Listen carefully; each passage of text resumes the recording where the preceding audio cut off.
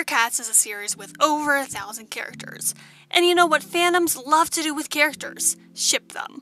Warrior Cats thus has a lot of ships. With so many ships, there are also so many problems, so today I will be ruining your favorite Warrior Cat ships. Before we get started, I'm sorry if the audio on this one sounds messed up. Long story short, I'm home, away from college where all my recording equipment is, so I'm just using an old headset for this one, and it tends to peak whenever I'm doing F sounds or C sounds and just really any sound in general. I'm going to try and edit it to my best of my ability, but it's still going to be a bit off. Just a quick note, this video is entirely satirical, or well, mostly satirical. The complaints I bring up in this video are incredibly pessimistic and exaggerated. This is all in good fun. Now that I've finished with the disclaimer, let's move on to me roasting your favorite ships. Firestar X Sandstorm. This is one of the OG ships of the series. There's nothing on the surface wrong with it, as the two are not related and do not have an age gap, something that can't be said for 90% of other Warrior Cat ships. However, Sandstorm was literally introduced by bullying Firestar, and also Firestar almost cheated on Sandstorm with a dead nun. He went on vacation with her to find SkyClan, but was texting Spotted Leaf the entire time. It's a wonder the two's relationship survived that.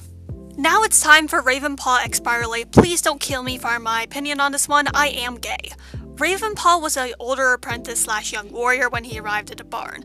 Meanwhile, Barley was noted to be an old friend of Bluestar's, something that suggests that he may be around her age, which makes Ravenpaw and Barley a problematic ship. Just a note, I have seen people unironically use that excuse to justify not liking them as a pair. Looking at the timeline, their age gap in reality may be as little as 6 moons if you use canon prioritization, aka counting main series books as the final canon over side books. So instead of using a flimsy excuse, just say it's not your cup of tea and move on. There are also much bigger age gaps between straight ships that you likely don't care about. The only reason some people make a big fuss about the age gap in this one is because they're homophobic and want an excuse to say they don't like Raven Barley, but can't outright say they don't like them because they're gay because they don't want to alienate their friends who are gay.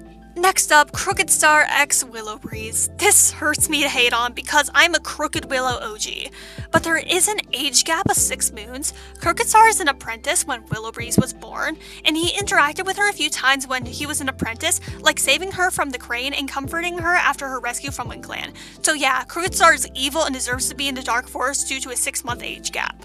Next up is Mothwing X Leafpool. I'm gonna be real with you all and say that I like this ship, but I don't like them together.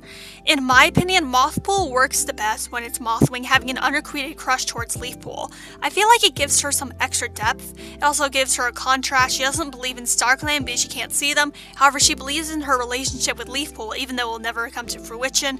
Mothwing X Leafpool is more boring in my opinion together than keeping them apart. Also, does anyone remember when people used to get harassed for saying they didn't like Mothpool? Just me? Alright, I'll move on. Someone decided to suggest Thornclaw X Blossomfall. It's rather obvious, but the two of them have an age gap of a bit over 2 arcs. That's like 4 years. Thornclaw was considered a senior warrior when Blossomfall was born, but I'm glad that the two have found someone to be xenophobic together with. Rootspring X Bristlefrost. I don't have to try very hard on this one because the truth about this ship is obvious. Literally, no one liked Bristleroots until Bristlefrost died. When the two first got together, people felt like it was out of nowhere and forced. The two had barely thought romantically about each other and hadn't been in too many scenes together as well. It felt like the standard allo heteronormativity, cross-clan relationship, have babies together relationship that we've seen 1,000 times over in Warrior Cats already. However, when Bristlefrost died, it added something to the relationship and made it stand out. The two did not settle down to have babies. They could never, even though Rootspring saw it in his visions after she died. Bristlefrost's death made their love tragic instead of boring. I ship these two, but Bristlefrost has to die in order to make it work. That's the simple truth. Speaking of allo heteronormativity, cross-clan relationships, and have babies together, we have Bluestar X Oakheart. These two never would have lasted long-term as long as they were alive. Bluestar was always loyal to her clan, and having a continual cross-clan relationship would have gotten in the way. Her kids also got in the way of protecting her clan, so she gave them up to Oakheart. Oakheart literally hid it and quit it in canon. He was also a loyal cat, and his brother was the leader. In life, the two of them could have never made a relationship work out because of their commitments to their clans. However, I feel like if the two were in the same clan with modern day rules, they would have been unstoppable together. I wonder if they are mates in StarClan. I'll headcanon them as such now that they have no loyalties towards their clans tearing them apart. Needletail x Rain. The ship once again feels like the result of alloheteronormativity. You're gonna look at Needletail and tell me she isn't a lesbian? I honestly thought that Rain was a she-cat on my first read-through of the books. That's how in denial I was that she was dating a Tom. If the two were Yuri, I would support it, but as is, it's just another forced romance with nothing special about it. Thrushpelt x Bluestar. I genuinely dislike the ship.